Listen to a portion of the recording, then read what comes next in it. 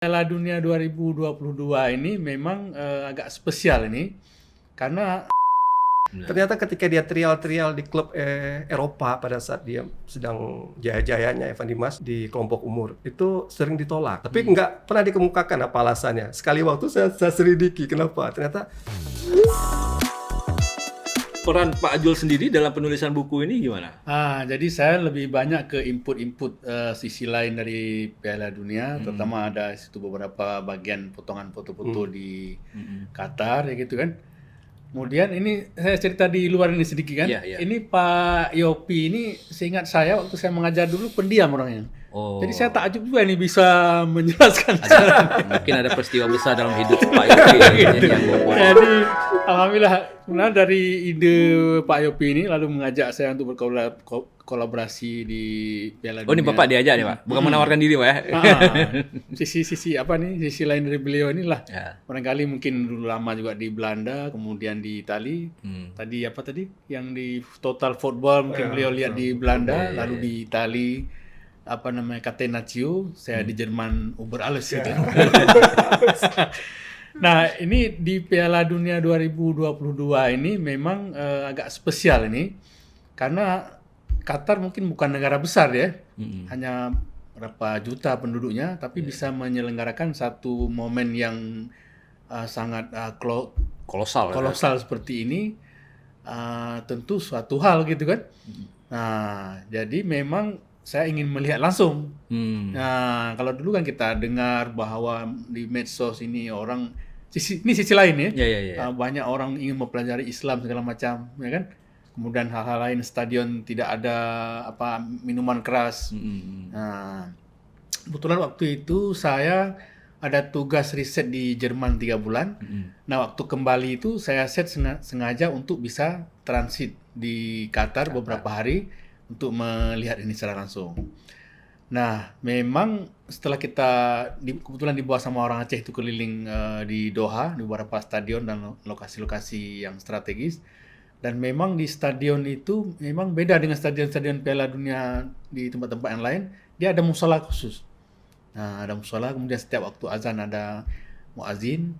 Kemudian selepas pertandingan itu orang-orang Qatar tuh ada panitia khusus udah berdiri menyambut penonton yang lagi keluar, kasih makanan. Nah, sifat apa namanya kita memuliakan tamu. Nah, ini saya nggak cerita tentang bola ini barangkali. Oh ya, ini mungkin ya tentang liputan Pak Ajul lah ya. Liputan itu. Jadi memuliakan tamu. Kemudian kami keliling malam itu. Kata teman kita yang dari Aceh orang Lulus Semawa ini yang udah 23 tahun dia bekerja di sana, Pak Jul, itu di situ ada lokalisasi untuk tempat yang boleh diizinkan untuk minum minuman keras. Nah, kalau di Piala Dunia sebelumnya itu orang boleh bebas minuman keras di mana-mana, sehingga selalu jamak kita lihat habis pertandingan ada kerisuan macam-macam itu karena efek dari istilah hooligan ya. hooligan. Efek dari minuman-minuman keras itu kan. Nah, jadi ini bisa dikondisikan ini oleh Qatar sudah luar biasa sekali. Bahkan sebelum itu ribut-ribut tentang apa tadi? LGBT. Ya, LGBT. Tapi keras ini pemerintah Qatar tidak boleh. Dan ini mungkin saya ingat sekali pernyataan kiper Prancis apa yang dia katakan ke waktu press conference itu, kita ini adalah tamu di sini. Jadi kita harus hargai apa kebiasaan di sini. Nah, seperti itu. Kira memang ini pernyataan yang simpatik gitu ya. Iya. Jadi ternyata di sisi-sisi itu orang-orang di luar itu kan ingin tahu kenapa Islam ini tidak membolehkan ini segala macam ya. Sehingga suatu hari kami pergi salat ke Masjid Raya di Doha itu Grand Mosque. Masjid Raya Doha kalau kita Masjid Raya di sini. Jadi waktu itu pas masuk salat zuhur, kami lihat di pintu masuk itu berjejer orang lagi duduk ngantri. Kami pikir ada acara apa nih, apalagi ada acara seminar atau apa seperti itu. Lalu kami salat siang berjamaah, selepas Assalamualaikum, kami tanya ke security di situ, Pak itu apa itu yang lagi mereka bikin itu nunggu di situ? Oh itu ini Pak, mereka orang-orang dari supporter Latin rupanya. Nah, mereka ingin belajar tentang Islam. Lalu selepas itu mereka secara berombongan masuk ke dalam, dituntun oleh seorang syekh itu imam di pengurus di masjid itulah. Lalu saya ikuti terus sambil saya ambil video singkat sekali. Nah, saya dengar itu penuturan dari syekh itu ke si supporter tadi dalam bahasa Portugis. Ternyata betul ini dari orang Amerika Latin. Kebetulan saya wawancara ada ibu-ibu satu, dia masuk situ pakai jilbab juga, orang dari Brazil. Nah, dari Brazil. Yang menarik si Syekh ini bisa bahasa Portugis juga. Nah, ini kan berarti sudah disiapkan dari jauh-jauh hari memang. Nah, kemudian kami observasi lagi ternyata di dalam kepanitiaan Piala Dunia dari Qatar ini mereka ada tim namanya hospitality. Hospitality itu kalau bahasa kita tim ramah tamah lah. Ya, tim ramah Jadi liaison officer. di panitia-panitia Piala Dunia sebelum-sebelumnya nggak ada seperti ini. Nah, hospitality team ini orang menyambut tamu segala macam. Termasuk dari sisi menjelaskan tentang Islam ini. Jadi sehingga ada muncul dari kami ini kan istilahnya ini Pajan ni fikir awak Qatarnya tengah lampai Piala Dunia tengah fikir untuk dakwah. Nah, ini kan. Jadi saya wawancara ibu yang dari Brazil tadi. Nah, memang betul-betul di luar itu sebelumnya dia dengar tentang Islam itu begini yang buruk-buruk lah. Setelah masuk ke sini baru dia tahu ternyata seperti ini kehidupan yang sebenarnya. Jadi saya rasa memang sisi lain daripada Qatar sebagai tuan rumah ini memang sangat banyak sekali. Selain dia berhasil sukses meramu segala macam tim kepanitiaan dan hal-hal yang lain, mungkin seperti itulah yang bisa kita ambil manfaat dari Piala Dunia kali ini, sehingga gebiarnya tidak hanya sukses dari sepak bolanya aja, bolanya, sisi dakwahnya. Sisi dakwahnya jalan. Nah, itu Pak Jol sendiri meliput resmi atau ya sambil jalan-jalan gitu. Artinya kalau meliput resmi mungkin dapat ID gitu. Khusus yang Qatar ini saya tidak lagi beraktivitas sebagai freelance. Sebelumnya saya freelance kontributor untuk Serambi Indonesia. Tapi tahun ini karena kebetulan saya lagi berdinas di Jerman waktu itu, sehingga tidak mengambil kesempatan ini walaupun ada ditawarkan. Saya bilang saya fokus ke penelitian, tapi tetap saya berikan informasi melalui Serambi TV waktu itu. Ini udah sambil promosi kan enak. Masih boleh. Jadi saya support berupa video. Laporan-laporan pandangan mata tapi tidak dalam bentuk deskriptif. Kalau dulu Piala Dunia 2006 memang full saya waktu itu di Jerman. Jadi Piala Dunia 2006 Jerman itu dari pembukaan sampai penutupan saya yang support untuk koran lokal itu kita meliput ini. Resmi Pak ya? Meliput resmi, ada dikasihkan ID card segala macam. Waktu itu saya lagi menempuh S3 di Jerman. S3 bidang sepak bola Pak? Fisika sama gitu. Material Pak ya? Jadi iseng-iseng waktu itu saya sebelum Piala Dunia 2006 ada Piala Eropa 2004. 2004. Portugal. Saya iseng-iseng saya kirim tulisan waktu itu ke Serambi. Ternyata mungkin di ini ya. Follow up. Nah, di follow up ini naurun aja mau di Jerman. Pasarnya murah. Kalau kirim reporter dari sini Jadi kan pas Piala Dunia 2006 langsung dikontak secara resmi. Alhamdulillah. Nah, kalau kita meliput resmi ajang sebesar itu gimana tuh rasanya? Maksudnya gimana ya? Ada sebuah kebanggaan, pasti ada ya kebanggaan. Tapi maksudnya ada sebuah sensasi gimana gitu ya? Jumpa pemain-pemain bola, jumpa tokoh-tokoh olahraga gitu ya. Bahkan dari reporter dari negara lain kan tanya, dari Indonesia ya? Jadi seolah-olah kita ini gimana gitu. Kan dia bilang, kamu kan nggak masuk Piala Dunia negara kamu ini. Biasanya tuh setelah pertandingan itu ada konferensi pers gitu ya? Ada konferensi pers dengan para pemain. Tapi memang ya kalau waktu di Jerman dulu itu sangat strict ini si Jerman ini seperti negaranya nih, terorganisir rapi segala macam. Di scan segala macam, kita punya ID segala macam. Waktu itu ya belum ada Android seperti sekarang ya kan. Nah, jadi lebih banyak saya mungkin bopong laptop yang berat dulu pergi ke sana kemari, kirim pakai email segala macam. Kalau sekarang kan tinggal WhatsApp aja, kirim foto. Kalau dulu pakai card reader lebih banyak. Pernah ini Pak Jol ketemu langsung dengan pemain dunia langsung wawancarai atau ngobrol gitu? Kalau itu belum sampai ke situ. Karena itu memang di antara para jurnalis itu ada levelnya juga ya? Ada grade-nya juga ada. Gitu. untuk bisa akses ke situ, Pak. aksesnya iya. lebih dalam lagi ya. Tidak semua jurnalis bisa mendapatkan. Ya, saya teringat liputan Pak Jul kalau nggak salah itu yang di Jerman, yang Pak Jul lagi enak-enak meliput ketemu anak Aceh di sana. itu yang malah saya berkesan tulisannya. Karena di masa itu kan belum begitu mudah orang Iya. ke luar negeri kan.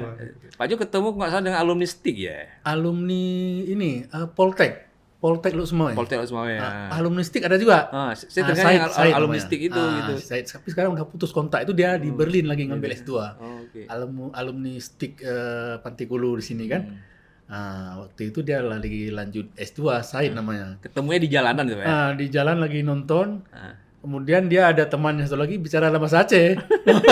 Bayangin di negeri antara berantah Jerman kedengaran orang ngomong bahasa Aceh gitu. Langsung. Kemudian pas meliput itu, saya meliput pas final itu waktu itu di Berlin ya. Kemudian pas ada pertandingan penyisian, saya sempat ke Munchen, ketemu anak Aceh lainnya. Baru sampai beberapa tahun di sini, sekitar 2 atau 3 tahun dia di situ kerja di Siemens. Alumni dari Politeknik Loksmawe. Nah, kemarin saya 2022 pergi lagi ke Jerman, sempat nginap lagi di tempat yang orang yang alumni Politeknik itu ketemu kan. Jadi sekarang udah jadi ini dia manajer inovasi di Siemens. Oh, Siemens. Nah, jadi dulu kerja paling bawah, sekarang udah jadi manajer inovasi di sana. Jadi orang-orang kita cukup mumpuni lah kalau sudah berada di luar. Mungkin kalau Pak Yopi tinggal sana udah jadi pelatih Belanda. Karena Pak Yopi harganya nego, bisa nego. Itu menarik waktu tulisan Bapak tentang ketemu dengan alumni STIK itu, karena ada kira-kira ada tulisan walaupun udah di Jerman gitu, tapi penampilannya tetap Aceh gitu. Jadi saya baca-baca lucu, saya agak terasa lucu gitu ya. Nah, kalau ada saya clipping itu, mudah-mudahan nanti bisa kita ini sekali. ya, Dikumpulkan jadi buku lagi, Pak. Diukur lagi mungkin nanti ya. dapat kum lagi, Pak. Aduh. Kopinya dingin itu. Minum ya. Nah, jadi udah 3 kali Pak Jul ya, udah. Piala Eropa 2008 di Austria. Austria dan Swiss mereka tuan rumah bersama gitu kan. Itu masih di Jerman, Pak, saat itu. Yang 2008 itu. 2008 itu saya nggak lagi di Jerman. Tapi waktu itu seingat saya mungkin 2008 saya juga sambilan summer school. Summer school di Jerman. Summer school di Jerman dibiayai DAAD Jerman kan. Jadi sambilan persis selesai summer school, kemudian masuklah Euro 2008 Austria. Jadi Austria dengan Jerman kan dekat-dekat aja, negara tetangga. Saya pergi ke Austria. Waktu itu nginap lagi di rumah orang Aceh juga. Dia ada Pak Saprudin, seingat saya. Beliau dosen di Fakultas Pertanian Unsiah kan. Lagi S3 di sana. Kami kontak-kontak sebelumnya. Akhirnya dijemput oleh beliau di terminal Austria itu di Kota Winang, sampai nginap di situ. Kemudian melakukan peliputan. Jadi saya kira memang banyak mendapatkan kemudahan sesama orang Aceh di luar ini. Seperti itu. Cuman di Wina ini 2008 ya, mereka kolaborasi dengan Swiss. Jadi waktu itu belum bisa kami visa Schengen itu pergi ke Swiss. Jadi saya ke Swissnya enggak Austria aja. Di Austria aja. Kalau dulu belum bisa ke Swiss. Dengan Schengen bisa mulai tahun kapan itu udah bisa. Sebagai jurnalis resmi, kalau yang resmi itu, Pak Jul ada akses ke lapangan? Bisa Ada akses ke lapangan. sampai ke lapangan hijaunya? Sampai ke lapangan hijau masuk. Sering Pak Jul lakukan itu? Ada beberapa kali. Kadang-kadang kita memang harus mengejar ini ya. Iya. Apa berita segala macam, nggak bisa berlama-lama di situ. Kita pindah lagi. Stadion. Mungkin sekedar untuk selfie itu sebentar. Pamer sama kawan-kawan di sini. Nah, ini kan Pak Yopi udah menggeluti olahraga sepak bola dengan sedikit-sedikit warna-warna sainsnya. Pak Jul sudah meliput langsung, melihat orang-orang sepak bola. Nah, dari semuanya itu apa yang bisa kita bawa untuk olahraga di Indonesia atau di Aceh? Pak Yopi gitu? ini. Waktu dan tempat. Jangan nanti nih sekolah udah tinggi-tinggi, udah buat buku, udah ini apa kontribusinya? Kan biasa orang awam suka nanya gitu ya. Harus kita akui sebenarnya olahraga bola, sepak bola di Indonesia, di Aceh khususnya itu masih konvensional ya. Karena kita selama ini scouting aja, misalnya scouting itu memantau ini bibit-bibit pemain itu. Jadi Itu bakat kan ya. pencari bakat itu ya. Talent Itu kan mesti sifatnya visual dan direkam di kepala kita bahwa di kampung sana ada pemain bagus begitu kan. Nah, sekarang kita berpikir bagaimana teknologi ini bisa ikut berkontribusi. Misalnya lewat data-data, jadi lebih objektif, lebih kuantitatif kita kalau di akademik kan. Kita berbicara dengan data. Di sana ada pemain bagus, datanya seperti ini begitu. Ya kan, passing akurasinya sampai 80% gitu, bagus ya kan. Dia sering menerima bola, touch-nya sampai berapa kali dalam sebuah pertandingan misalnya kan. Kemudian kita lihat lagi dia, kita ikuti dia dalam pertandingan berikutnya, tarkam berikutnya katakanlah. Ternyata memang dia konsisten dengan nilai-nilai yang kita berikan. Misalnya passing akurasinya sampai 80%, banyak juga passing-passing yang bagus begitu, passing ke depan begitu. Karena main bola ini di visi bermain bola itu bukan passing ke samping-samping itu. Ya, atau passing horizontal, tapi passingnya ke depan yang bisa membelah lini lawan itu. Jadi ada 3 lini kan, lini belakang, tengah, depan. Jadi kalau pemain belakang yang bagus tuh dia bisa passing sampai ke depan itu, menembus lini tengah itu dengan kawan di depan itu bagus pemainnya. Nah kemudian passing ke depannya berapa kita catat berapa akurasinya begitu, berapa kali dia melakukan passing ke depan, Scientific banget ini ya. ke depan begitu kan. Nah itulah kita rencana memasukkan itu sentuhan-sentuhan sains, teknologi begitu kan. Di dalam Data-data kepelatihan. Kemudian secara tim, secara statistik berapa kali bermain possession, berapa kali dia menerima bola begitu, mendapat bola begitu kan, pasti akurasinya berapa begitu. Itu di SSB kita terapkan juga untuk kelompok di SSB umur yang ya, Pak Jopi kelola 14 sekarang itu ya. dalam bentuk rapor. Rapor itu berdasarkan tuh misalnya Pak Zulkarnain atau Zulkarnain begitu kan. Pertandingan ini passingnya sebanyak ini, akurasi passingnya 70% begitu. Dribblingnya suksesnya sekian, nggak sukses sekian. Misalnya dia pemain belakang, tacklingnya berapa kali, intercept berapa kali, blocking berapa kali, clearance berapa kali begitu yang sukses. Kemudian dari situ kita bisa nilai kan pelatih. Ternyata ini passingnya masih kurang, akurasi passingnya masih 70% misalnya. Kemudian teknik lain dribbling begitu kan masih kurang. Mungkin ini latihan berikutnya kita penekanannya pada passing, latihan berikutnya penekanannya pada dribbling, atau penekanan berikutnya mungkin finishingnya masih kurang. Kan kita catat ada angka-angkanya begitu. Nah itu yang sebenarnya kita ingin kita masukkan Itu, dalam sepak itu bola. untuk level dasar lah ya. Level dasar. Bagaimana membina ya. Iya. Untuk level-level agak tinggi sedikit, misalnya untuk kompetisi-kompetisi.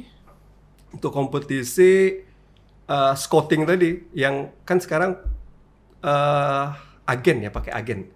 Nah sekarang bagaimana kita nih akademisi juga Jadi bisa bukan agen juga bisa lah memberikan informasi atau provider. Jadi kan data-data pemain itu kan banyak ya. Sekarang bagaimana kita ciptakan sebuah teknologi AI tadi, artificial intelligence. Jadi tim ini katakanlah level Liga 2 atau Liga 1 gitu kan. Dia style of play-nya main possession, atau style of play-nya main gegenpressing, atau style of play-nya main skill individu ya. Kita punya pemain yang cocok. Kita tracking aja di situ dari database yang kita punya ya. Kemudian kita dekati pakai artificial intelligence misalnya. Jadi ada beberapa pemain yang cocok dengan tim ini, ada beberapa pemain yang cocok dengan tim ini. Nah, kita bisa kasih informasi begitu. Saya sebenarnya udah kembangkan juga startup namanya Analitika kan. Cuma karena saya sibuk ya kan, di situ kita Analitika itu ada analisis video, ada statistik juga, data kan. Cuma karena saya sibuk di bidang meteorologi. Jadi itu mati suri. Meteorologi dibutuhkan juga untuk sepak bola, Pak. Iya. Hujan bahkan itu jadi strategi juga. Kalau kita hujan main long ball, karena kalau main bola bawah kan berat. Jadi emang kita lihat juga itu informasi umum sifatnya. Iya. Ya, apakah hujan ke depannya. Tapi di tim-tim besar itu memang udah ada tim analisis. Gitu ya. Udah Kalau semua lengkap, kalau di Eropa mungkin sudah jauh lah ya. Tapi kalau di Jawa itu ada head departemennya, Jadi departemennya punya 3. Ada first team analis, ada data analis, ada recruitment analis. Ya. Jadi sebenarnya itu buka prospek kerja juga tuh bagi anak-anak muda kita yang menguasai teknologi informasi ya. kemudian punya pengetahuan sepak bola, dia bisa ikut kursus kepelatihan gitu, lewat rekomendasi Pak Jol seperti saya. Ya, dia bisa berkecimpung. Bahkan untuk analis itu nggak diwajibkan punya sertifikasi kepelatihan. Ya. Saya banyak dapat informasi dari teman-teman di Jawa, ada nggak analis begitu kan? Kita sedang butuh data analis untuk input data itu segala macam. Jadi Pak Yopi dulu pas mau ikut Pelatihan. ujian pelatihan di PSI, rekomendasi saya dulu. Oh, gitu. Jadi saya ikut Saya nanti minta Pak ya. ikut yang pertama itu level dasar. Karena kita umum kan dianggap nggak punya background bola gitu. Kita ikut dari level dasar, dari sertifikasi D itu kita ikut. Saya minta rekomendasi dari Pak Jul hari itu, ya kan. Kemudian lulus, alhamdulillah lulus. Pada saat itu instrukturnya Coach Iwan Setiawan. Ya, Coach Iwan Setiawan bilang ke saya, kamu prakteknya kurang. Tapi kamu bagus dalam menganalisis. Kamu kembangkan aja itu. Saya teringat sekali itu. Iya. Jadi kamu kembangkan itu ya. Tapi lulus kamu, lulus. Ya mungkin karena Pak Yopi kan bukan praktisi ya, bukan pemain bola. Iya.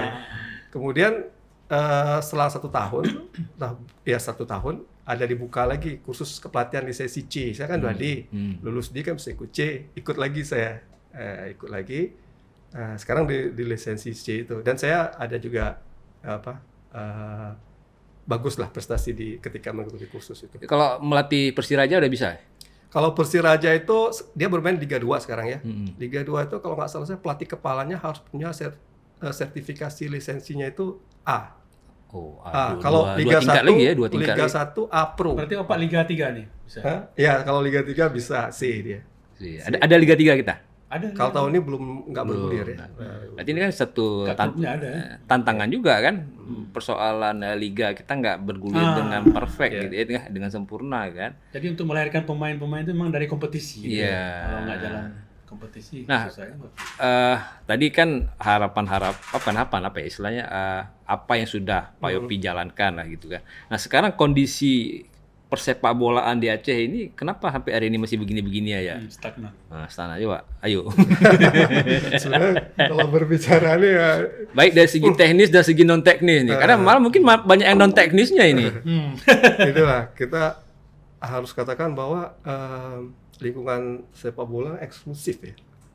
Maksudnya gimana? Eksklusif lah. Karena bukannya semua orang bisa main saya bola. Misalnya umum gitu kan. Nggak punya background, pernah main sepak bola ketika masih anak-anak atau remaja SMA begitu kan, tapi kan saya nggak berkecimpung di kompetisi kompetisi PSSI begitu, ataupun bukan mantan pemain lah istilahnya. Jadi kadang-kadang ketika saya ikut kursus itu syukur punya nilai lebih, jadi saya bisa diterima lah di kalangan peserta kursus yang kebanyakan itu mantan pemain, Bang. Iya. Apalagi di lisensi C, karena lisensi C itu mereka mantan pemain atau pemain aktif yang masih aktif bermain selama 5 tahun di kasta tertinggi sepak bola Indonesia, katakan Liga 1, dan juga mantan pemain nasional, dia bisa langsung ikut lisensi C tanpa lisensi D. Bayangkan kita di lisensi C itu bertemu atau berteman dengan mantan-mantan pemain, mantan pemain tim nasional misalnya, ya kan. Sementara saya apa nih? Ya gitu kan, saya akademisi, tapi saya punya nilai lebih mungkin di bidang analis, begitu, menganalisis pemain atau sebagai penyedia data statistik, begitu. Dari situ mereka respect, begitu. Ya, karena kebanyakan yang saya ketahui pemain bola tuh nggak suka nonton bola. Pemain bola? Nggak terlalu suka nonton bola, tapi mereka suka bermain bola. Oh, sama kayak penulis juga. sementara, Kabarnya gitu Pak, penulis nggak suka membaca.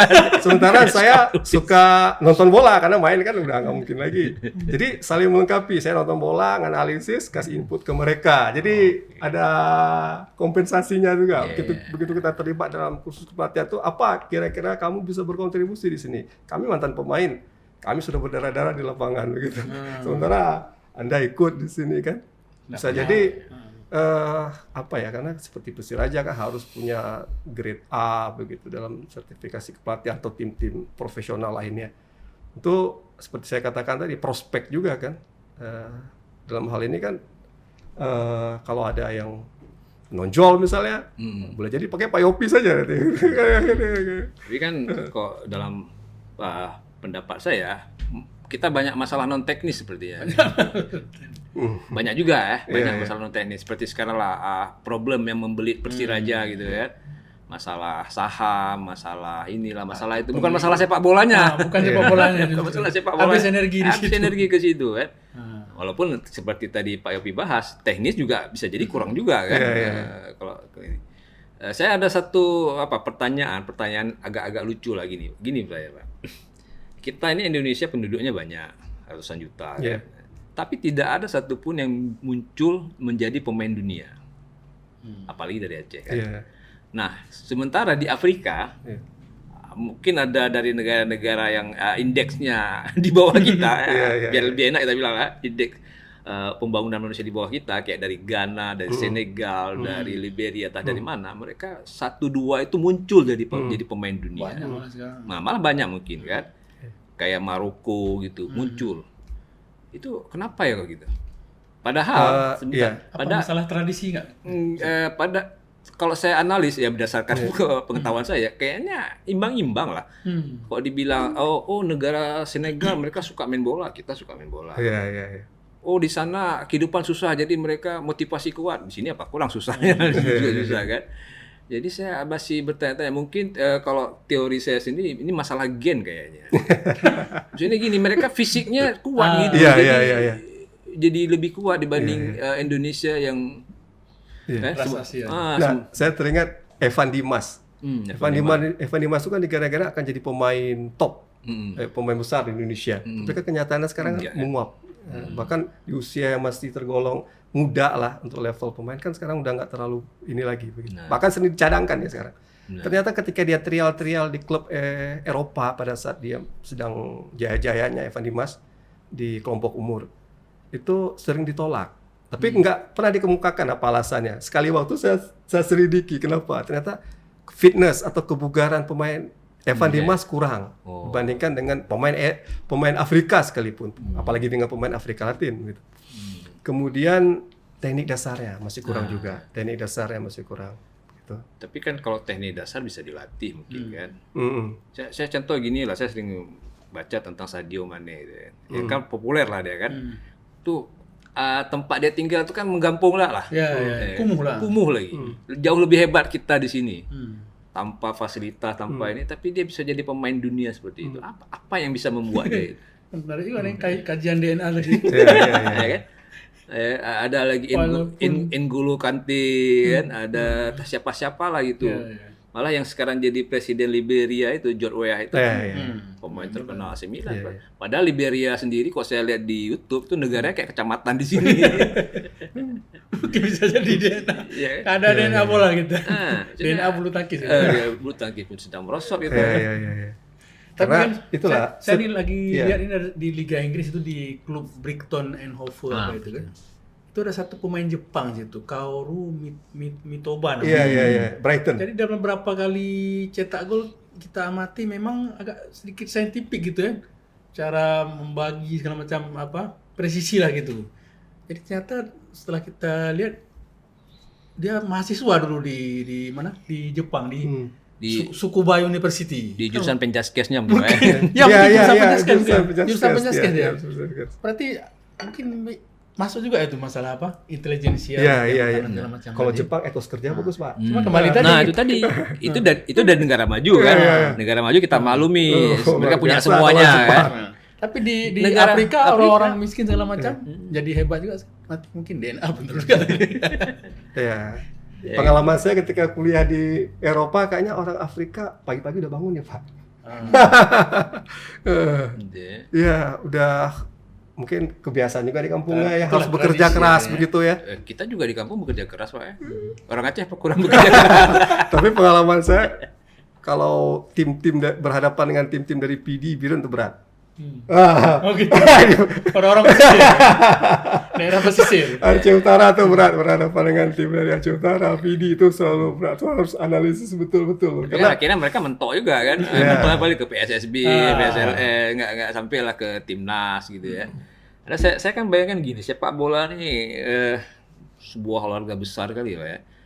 Sebenarnya industri besar Piala Dunia Qatar, malam finalnya jalanan kosong, Pak. Orang duduk semua nonton bola.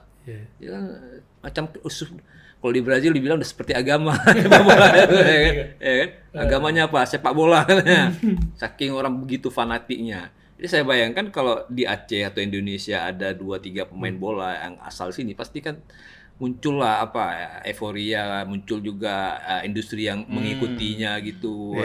Ada orang semangat gitu kan. Jadi ya kok kita bicara lapangan kerja, jadi lapangan kerja baru nih.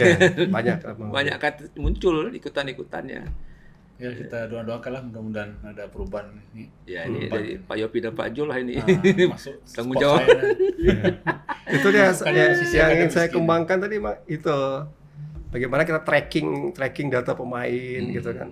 Kalau yang taktik ini dia harus kualitatif juga, harus visual juga. Tapi kan ada trennya juga. Kapan dia bermain possession, kapan dia main kick and rush begitu, main direct, main gegen pressing. Kan nggak selalu juga dia main gegen pressing karena kan terkait stamina juga, fisik gitu. Mungkin dia 15 menit aja main gegen pressing. Setelah itu main posisi aja, balik-balik posisi aja gitu, bertahan gitu. Dan sepak bola ini kan bisa jadi kebanggaan sebuah daerah juga. Jadi pride-nya lah. Di Argentina kemarin lagi krisis ekonomi berat ya. Lupa semua mereka. Lupa dengan krisis. Kalau di Malang ada Arema Malang itu semua masyarakat semua Aremania gitu ya. Tidak ada yang enggak ya. Jadi kan industri-industri yang terkait dengan sepak bola juga hidup di sana, yang jual sal, yang jual jersey, jual ini semua hidup. Kalau di sini yang jual jersey Persiraja saya nggak pernah lihat.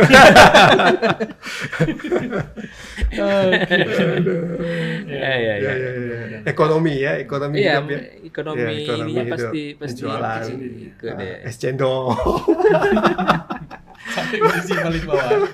Oke, ya kita sudah bicara banyak ya mengenai tadi tentang buku antologi taktik Piala Dunia, tentang cerita-cerita Pak Jo meliput dan sedikit tentang dunia olahraga atau sepak bola di Indonesia, di Aceh. Kita sama-sama berharap lah agar olahraga kita di Indonesia, di Aceh dapat meningkat Pak ya. Karena olahraga juga sektor yang sama dengan sektor yang lain ya. Bisa meningkatkan perekonomian, bisa meningkatkan kebugaran, kesehatan dan sebagainya. Jadi harus dikelola secara serius lah Pak. Terpadu gitu ya. Jangan kayak tadi kayak main-main aja. Hobi main tapi nggak hobi belajarnya mengamati ya. Baik, terima kasih Pak Yopi, Pak Jul sudah bersedia hadir di sini ya. Menjadi pandit ya. Pandit juga kita dari Aceh belum banyak ya, belum munculan gitu. Kan ini kan sebuah sektor baru ya, job baru. Saya bilang tadi di Jawa itu ada teman saya di Jawa beberapa ya, itu selalu menghubungi saya, karena memang butuh tuh analis. Satu klub 3. Bayangkan kalau ada 17 klub, itu bisa hampir 50 orang terlibat di situ. Ya, kan? Ini bisa kita di mahasiswa kita. Kalau saya mungkin udah sibuk di kampus. Itulah saya rencana mau kembangkan juga atau analitika kan. Video analis. Rencana mau ini juga usul akta notaris juga. Oke, insyaallah. HKI ya? Hacipta. Ini buku ini bisa di mana dia kalau mau? Di Bandar Publishing ada. Bandar Publishing ada nomor teleponnya juga bisa dihubungi langsung Pak Yopi, Pak Jul. Baik, terima kasih sekali lagi saya ucapkan ke Pak Yopi, Pak Jul. Kita kapan-kapan kita ngobrol lagi lah. Insyaallah. Mengenai olahraga sepak bola atau mengenai fisika mungkin ya. Riset. Saya bidang baterai kebetulan. Oh, baterai. Banyak limbah baterai sekarang. Oh ya, masalah ini mobil listrik. Mobil listrik kan kemarin riset di Jerman dari air laut dijadikan sebagai baterai ini. Air laut jadi baterai. Wah, luar biasa. Mana kalau sekarang kita tahu baterai litium ya ada baterai sodium. Mungkin 3-4 tahun lagi udah masuk ke pasar. Garam dijadikan baterai. Luar biasa nih. Itu nanti garam di pasar nggak? Jerman nanti. Garam di pasar nggak menghilang tuh Pak? Karena itu kan makanan itu garam. Berkaitan dengan security food.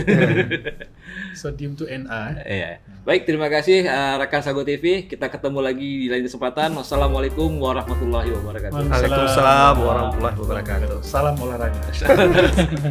Jika video ini bermanfaat untuk Anda, silakan subscribe, like, dan nyalakan loncengnya.